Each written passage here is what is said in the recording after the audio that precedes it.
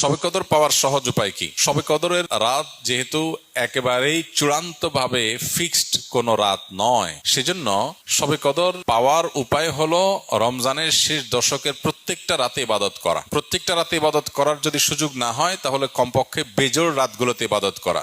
নবী সাল্লাল্লাহু আলাইহি ওয়াসাল্লাম বলেছেন, তাহাররাউ লাইলাতুল কদরি ফিল বিত্রি মিনাল আশরিল আওয়াখিরি মিন রমাদান। রমজানের শেষ দশকের বেজোড় রাতগুলোতে তোমরা কদর তালাশ করবে।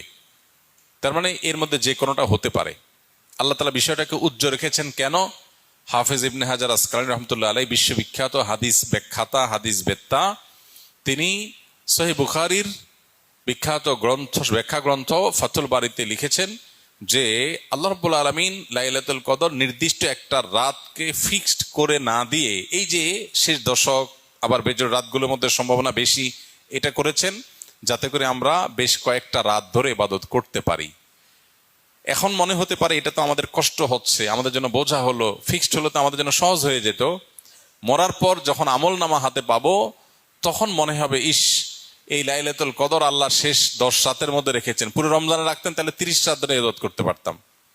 কারণ তখন লাভটা চোখে আসবে এবং দেখা পড়বে। তো এই জন্য লাইলাতুল